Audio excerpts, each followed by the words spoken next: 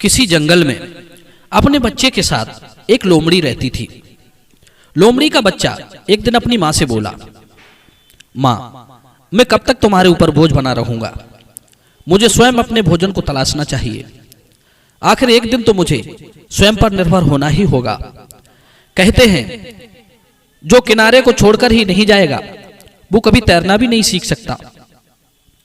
आत्मनिर्भर बनने के लिए हिम्मत तो दिखानी ही पड़ेगी, रिस्क तो लेना ही होगा।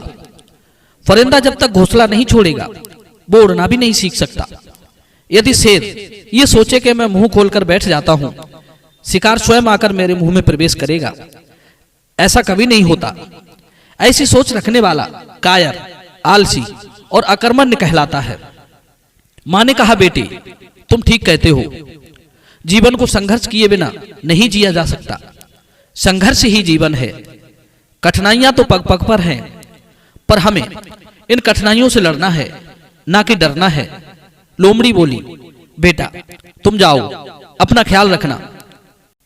जंगल में बेर बहुत मीठे हैं, अगर तुमने ज्यादा खाए तो पेट में दर्द हो सकता है। बच्चे ने कहा, ठीक है माँ, मैं समझ गया। इतना कहकर लोमड़ी का बच्चा जंगल में चला गया। जंगल में उसने बेरों से लदा हुआ एक पेड़ देखा। सुंदर सुंदर बेरों को देखकर उसके मुंह में पानी आ गया। जमीन पर बहुत सारे बेर पड़े थे। बेर खाने के लिए जैसे ही वो आगे बढ़ा, उसे अपनी मां की बात याद आ गई। कुछ समय के लिए तो वो दुविधा में पड़ गया था, खाऊं या ना खाऊं, खाऊं या ना खाऊं। अंत में उसने अपने लालच को रोक नहीं पाया और वो सब बातें भुलाकर झटपट बेर खाने लगा। बेर खाते खाते वो इतना खा गया कि उसके पेट में दर्द होने लगा। जब दर्द असहनीय हो गया तब उसने बेर खाना छोड़ दिया। उसे अफसोस होने लगा कि अधिक बेर खाने के लिए मां ने उससे मना किया था। घर पहुंचकर उसने अपनी मां से क्षमा मांगी और फिर से अधिक बेर ना खाने का वादा किया कि हे मां, मैं कसम खाता हूं कि अब कभी मैं जंगली बेर नहीं खाऊंगा। मित्रों, अगले दिन फिर वो लोमड़ी का बच्चा खाने की तलाश में घर से निकला। जंगल में पहुंचा, उसे फिर से बेरों से लदे उस पेड़ की याद आ गई। उसने अपने मन को समझाया कि अब वो बेरों के बारे में नहीं सोचेगा, परंतु फिर भी उसके मन में इच्छा हुई कि चलो आज मैं बेर खाऊंगा नहीं, सिर्फ देखकर ही लौट आऊंगा। यही सोचकर वो धीरे धीरे उस वृक्ष के पास तक पहुंच गया। उसने सोचा, इतने सुंदर सुंदर बेर हैं, ये मुझे खाने के लिए विवश कर रहे हैं। खैर, मैं बेर तो नहीं खाऊंगा, जब यहां तक आ गया हूं तो बेरों को नजदीक से तो देख ही सकता हूं, उन्हें सूंघ कर देखूंगा। अब वो धीरे धीरे जमीन पर पड़े बेरों के पास पहुंचा। उसने बेर सूंघे, उसकी सुगंध ने उसे खाने के लिए मजबूर किया। तो उसके मन में इच्छा हुई, चलो ज्यादा नहीं, एक दो बेर तो खा ही लेता हूं। अब वो एक दो बेर खाने के बाद सोचने लगा, जब एक दो बेर खा ही लिए हैं तो फिर कमी क्यों छोड़ूं, पेट भर के ही खा लेता हूं। मित्रों, इस प्रकार वो अपने आप को रोक नहीं पाया। उसके मुंह में पानी आ गया। उसकी जीभ उन मीठे मीठे बेरों को खाने के लिए लपलपाने लगी। वो ये भूल चुका था कि इन बेरों से ही उसे कल असहनीय पेट दर्द हुआ था।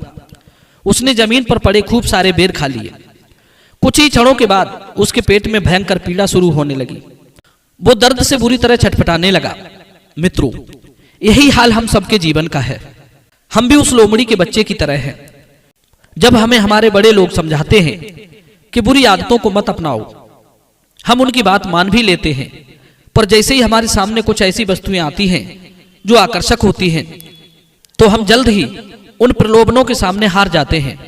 कुछ क्षणों के आनंद के लिए हम उन बुरे परिणामों को भुला बैठते हैं जो हमें बर्बाद करने वाले होते हैं। उस समय हम मन और इच्छाओं के वशीभूत हो जाते हैं। उस समय हम इंद्रियों से ही सोचते हैं और इंद्रियों को ही मानते हैं।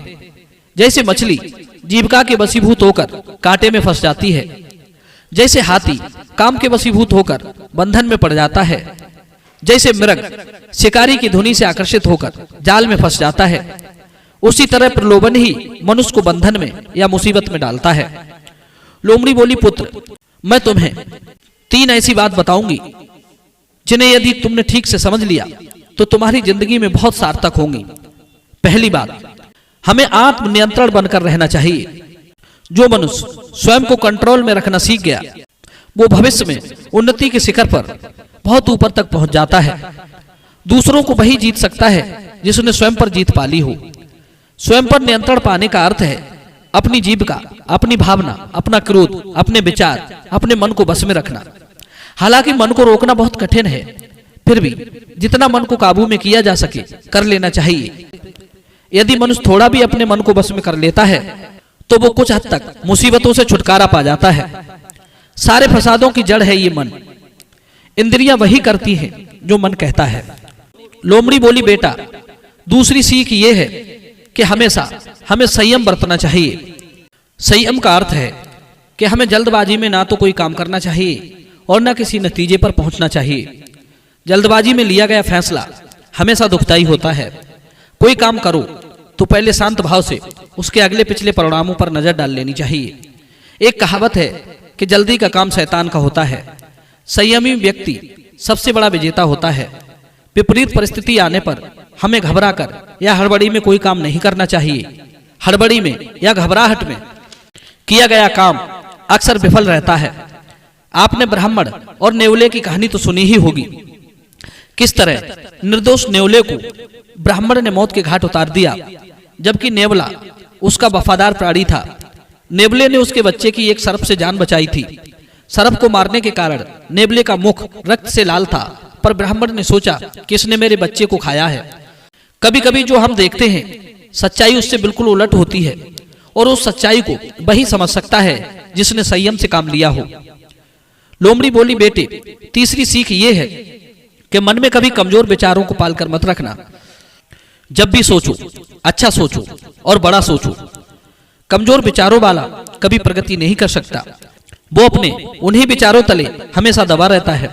एक कहावत है कि हमारे विचार ही हमें आगे ले जाते हैं। एक बार एक व्यक्ति ट्रेन में सफर कर रहा था। दोपहर का समय हुआ तो उसने अपने आगे रोटी का टिफिन खोलकर रख लिया, परंतु टिफिन में रोटी तो थी पर सब्जी नहीं थी। वो रोटी का गिलास तोड़कर टिफिन में ले जाता और खा लेता। पास में बैठे यात्रियों ने पूछा, भैया जब तुम्हारे टिफिन में सब्जी नहीं है फिर क्यों बार बार रोटी का टुकड़ा टिफिन में ले जाते हो और खा लेते हो? वो व्यक्ति बोला, भैया मेरे पास सब्जी नहीं है, इसलिए मैं मन में सोचकर ही कि टिफिन में अचार रखा हुआ है खा लेता हूं। मुझे वास्तविक मन से सोचने पर अचार का ही स्वाद लगता है। यात्री बोले, भाई जब तुम मन से ही सोचकर खा रहे हो तो कुछ बड़ा सोचते, मटर पनीर सोचते, दाल मखनी सोचते, मलाई कोफ्ता सोचते। सोचा भी तो क्या, अचार। मन से सोचकर खा रहे हो, उसमें भी कंजूसी। इसलिए ध्यान रहे मन में कभी कमजोर विचारों को मत आने दें। जब आप बड़ा सोचोगे तभी बड़ा बन सकते हो। छोटी सोच छोटा बनाती है। बचपन से आप स्कूल में पढ़ने जाते हो तो एक सोच होती है कि एक लक्ष्य होता है कि मैं डॉक्टर बनूंगा या मास्टर बनूंगा या इंजीनियर बनूंगा या कोई बड़ा अधिकारी, तभी हम उस लक्ष्य तक पहुंच पाते हैं। अब आप कहो नहीं, पढ़ लिख कर मैं एक चपरासी बनूंगा या किसी छोटी सी नौकरी करूंगा, तो सोच तो आपने पहले से ही छोटी बना ली। बड़ा आदमी आप कैसे बनोगे? इसलिए ध्यान रहे विचारों को दृढ़ और मजबूत और विस्तारवादी बनाइए।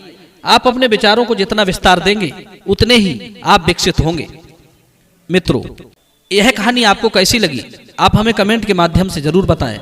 आप सभी का बहुत बहुत धन्यवाद। सुनते रहिए हमारे चैनल गोपेश ज्ञान को। जय श्री कृष्ण।